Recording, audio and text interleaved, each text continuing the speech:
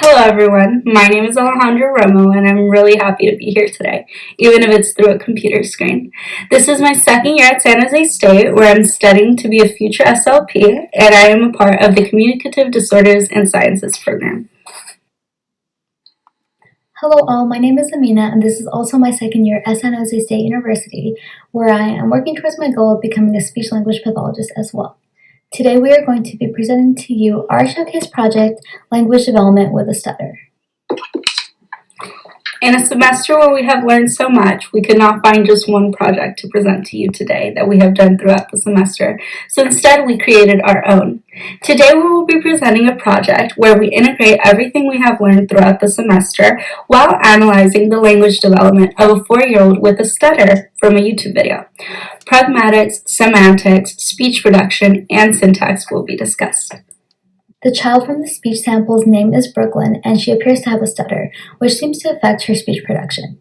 In this presentation, we are also going to be discussing background information on parent-caregiver cooperation, the child's fluency disorder, how her stutter may affect her overall language development, and some feelings and attitudes towards stuttering itself.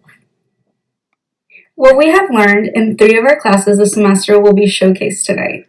In EDSP 102 with Professor Lustigman, I learned to analyze a child's language development and all the factors that either impede or help that said development. In Introduction to Phonetics, Professor McCollum taught us how speech comes to life with sounds and how to transcribe words in actual speech in IPA. And lastly, Dr. Cascella helped us learn about human communication disorders, which is where we learned and gathered all our information about stuttering. I will now play the video that we based our analysis off of. Hi guys, I'm 4 years old. Well, there was Carter. It's December. It's 18. It's Christmas essence. Are you ready? Mm-hmm. Okay. Number 1. When? Oh, no, I say it, okay? Alright. Number 1. When is Christmas? I don't know. Do you want me to tell you? Mm-hmm. It's December 25th. Number 2. Can you name Santa's reindeer? I don't know. You don't know that either? What about Rudolph? Do you know him? Mm-hmm. You silly girl. Yes, you do. Number 3. What do you think Junior and Carter want for Christmas? Carter wants baby toys. Yeah, what about Junior? And Junior,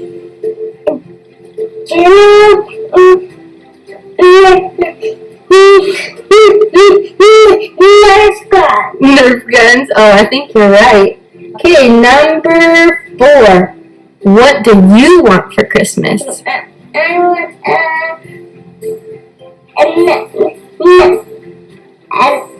another ducky. You want a ducky? Like for the bath? Yes. Oh, okay. Another ducky for a bath. Yeah.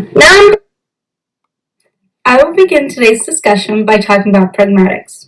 As we know, discourse is the utterances between 2 or more participants. In this video, we observe an interview-like discourse where the child is answering questions. This pattern does heavily influence what the child says because it limits their speech as opposed to other discourse methods we've learned about, such as storytelling. In a storytelling discourse, the child would be able to talk about a plethora of different things, as opposed to just answering questions about Christmas. To achieve discourse, there must be cohesion. Cohesion is the level of relatedness to successive utterances, essentially what allows us all to communicate. Cohesion can be reached with topic initiation, turn-taking, and presupposition. Within the sample, we did not find any examples of topic initiation because the child was too busy answering questions proposed by mom. However, turn-taking was incorporated and facilitated thanks to the discourse method, which allowed for that back and forth dialogue. Instances where a child has a clear understanding of things that are not around them highlight presupposition. Examples of presupposition was when Brooklyn knew that December meant Christmas, or that Christmas meant that Jesus was being born in her faith, and that the season symbolized snow. Following pragmatics, I'm going to be discussing semantics, which focuses on the meaning and content of the conversation. Throughout the video, Brooklyn answers questions about Christmas, showing us she understands the general meaning of Christmas. I can conclude this based on the many things she says, but the first one is when she's discussing the concept of receiving and giving gifts with her mom. Her mom asks her questions like, what do you want for Christmas? What do your brothers want for Christmas? And she tells her mom what she thinks they like. And this shows us that she understands the concept of giving and receiving gifts and the tradition of giving gifts on Christmas time. The second thing she answers is that she says that Santa lives in the North Pole and Jesus was born on Christmas. This kind of shows she understands the concepts of Christmas and why her family and her faith celebrates Christmas. Lastly, she says her favorite Christmas treats are cookies, and that kind of shows she has past memories or past experience with Christmas, eating cookies on Christmas, and she's able to talk about her favorite parts and memories of Christmas. Overall, she has a good understanding of the conversation and is able to keep up with her mom fairly well. Now that we've discussed the content of the speech sample, I'm going to go over the actual speech production, the phonological aspect.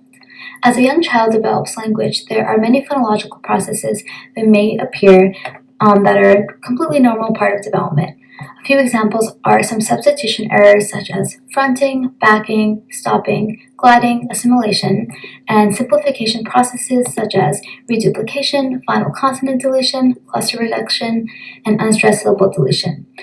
In Brooklyn, I did not notice any of these phonological processes, which makes sense because they are usually gone by the age of 4. However, in Brooklyn's speech sample, I did notice one mistake many young children make, which is substitution, when you make easier sounds to replace complex phonemes. This is normal because complex phonemes usually develop later on from ages 4 to 8. Examples of complex phonemes are S, Z, Sh, P, Ch, and R. And we did see that in Brooklyn's speech sample where she said the word north instead of north and bath instead of bath. These will most likely go away with time as she gets older, and overall there was no indication of a possible speech sound disorder and no unusual phonological processes. Everything seemed relatively normal. After sounds are able to be put together, we see words and then sentences being formed. Throughout our sample, we kept a lookout for compound and complex sentences, and were only successful in identifying 2 complex sentences. When Brooklyn says, "It's December 2018, we have Christmas decorations," that does show some level of complexity because there's a connection made within. "I'm all done now, thanks for watching," is a more complex sentence constructed by the child. Compound sentences were not present throughout the sample, and that could be because of 2 different factors. Perhaps the difficulty in language and frequency because of the stutter, or it could simply be the questions being asked by mom. Morphemes are a very important part of language development. We learned how to count morphemes within transcription so that we could calculate an MLU for a child. Before discussing MLU, I wanted to show you how we count these morphemes. For my example, I have the sentence, "Another ducky for a bath," which has a total of 6 morphemes. The reason I chose this example was because I found it quite interesting how many morphemes are in the word ducky and why. So as adults, we know that the word ducky stands for duck, and that is what we know it as. The y is just an addition by the child. So we would count that as 2 morphemes. For the child that only knows duck as ducky, it would be 1 morpheme because that is 1 word for the child. We make the conclusion that this sentence has 6 morphemes because of that distinction. I also chose to transcribe the sentence into IPA, which is a skill we learned all throughout the semester in phonetics. The sentence is transcribed from listening to how Brooklyn says it, with her intonation and sound, rather than me just reading it out loud. MOU is a building block within language development because we use it as a tracker in a way. It is calculated by dividing the number of morphemes by the total number of utterances. When I divided the 70 morphemes Brooklyn produced by the total number of utterances, which was 17, she scored an MLU of 4. If we look over at the chart, we see that the average 4-year-old should have an MLU of 4.5 plus. Brooklyn does have a lower MLU than the average 4-year-old. Another thing to consider is we don't know if Brooklyn is closer to 4 years of age or 5, so that could significantly change how behind she is. This lower MLU could have been because of her stutter, since it is known that children with a stutter do have a slightly lower MLU than those of their peers, or it could be simply because of the discourse method that was used within this speech sample. Mom was asking very specific questions about Christmas, and it could have been that Brooklyn did not have much to say about it. Expansion from Mom would have allowed Brooklyn to possibly talk more or bring up different topics. We track a child's MLU so that we know where the child is at in means of their language development and complexity. Parents and caregivers play a huge role in a child's language development, which is definitely something we saw during the video.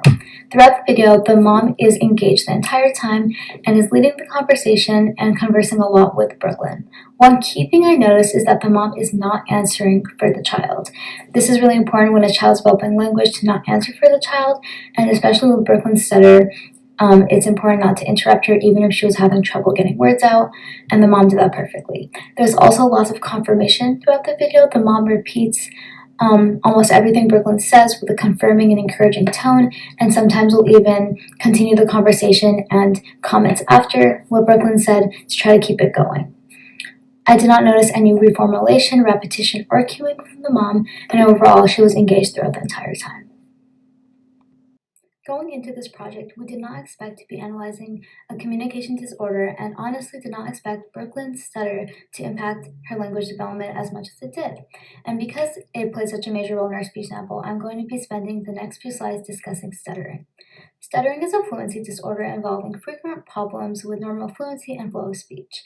Stuttering is different for each individual, but is usually characterized by hesitations, repetitions, prolongations, tensions, and avoidance behaviors. So going into Brooklyn's stutter, I've noticed she had a few different types of stutters I wanted to mention. First one is repetitions. Repetition is when you repeat the first sound or syllable of a word. An example of this is when she was trying to say, I'm 4 years old. She said, I'm 4 years old, and she repeated that F sound. The next one is sound prolongation. She only had this once or twice, but I did want to mention it, and that is when you prolong a certain sound. And when she said that her brother wanted Nerf guns, she said Nerf guns, and that N sound was prolonged. The next one was blocks. We saw quite a few blocks from Brooklyn's speech, and they did prevent her from saying a lot of words I did notice. And an example of block is when she was saying junior once, you said and stopped and then continued junior, and that was profound, so I wanted to mention that. The next one is Brooklyn had a physical behavior which was an eye blink, where she would shut her eyes and blink really hard when she was trying to get a word out. We learned that secondary behaviors are behaviors individuals pick up when they're trying to help minimize the increasing severity of their stutter. In class, we also learned that it is unusual for a child the age of 4 so young to pick up a secondary behavior, which is why I wasn't sure if it was physical behavior or a secondary behavior, but I did want to mention it because it was very interesting that she was doing that at such a young age if it was to help her stutter. Overall, her stuttering in these patterns prevented her from saying many of the words, and it was pretty profound throughout the video. I also wanted to discuss one's feelings and attitudes towards their stutter. How someone feels about their stutter can greatly affect their language development. So a child who stutters may feel great frustration, anxiety, and have low confidence when they stutter. If a child stutters at school, at home, and is teased, made fun of, or has trouble speaking in public, they may feel anxiety when it comes to speaking, get frustrated when it comes time to speak, and have low confidence overall about speaking. A child who stutters may also avoid situations where they know their stutter will be worse and choose words they won't stutter on. Another thing is a child who stutters may stutter more in high demand speech situations. I wanted to mention this because in the video, Brooklyn is sitting by herself. There may be a big camera in front of her. Her mom's asking her questions. This may be a high stress, high pressure, or even a high demand speech situation and may cause her to stutter more. She may stutter less when she's playing with her friends or eating at the dinner table. We're not sure, but we just want to mention that she could be stuttering more because of a high demand speech situation. Also, a child who stutters may pretend they have forgotten what to say or remain quiet. I wanted to mention this because in the video there is a part where Brooklyn's mom asks her to name the reindeer and asks her who Rudolph is, and Brooklyn is quiet and says she doesn't know who Rudolph is. Her mom goes on to imply that she knows who Rudolph is, so we could just consider that Brooklyn may know who Rudolph is and is choosing to remain quiet or doesn't want to speak and pretending not to know. So we just want to keep that into consideration. That might be why Brooklyn chose to remain quiet. But overall, other than the stutter itself, one's feelings and attitudes and confidence about their speech and stutter play a major role in their language development. Just as Aminah talked about, we know that a stutter does affect a child's overall development. Therefore, it's important we have these resources. During the semester, Dr. Casella gave us a webpage project where we had to research a website that was meant to educate us on either a specific communication disorder or was sometimes a hub for many. Just like we did then, we did now, and we navigated through quite a bit of resources that we found available to us. And this is a list we compiled that we found best educated and best helped. For example, the first webpage listed does serve as a support for young children and offers them the opportunity of meeting peers that also have a stutter. With these websites, you can learn more about stuttering, get support resources, and even donate. That being said, this concludes our language development with the stutter presentation. Thank you to all of you that came to watch and hear us out. A special thank you to all of our professors this semester, which we have learned tremendously from. It's been a great semester and our first semester to a great program, and I am so excited to be able to say this is just the beginning. And we just want to give a special thank you to Professor Lustigman for giving us the opportunity to create our project, and a thank you to Dr. Casella for guiding us along the way. And once again, thank you to everyone for listening to our presentation. Thank you.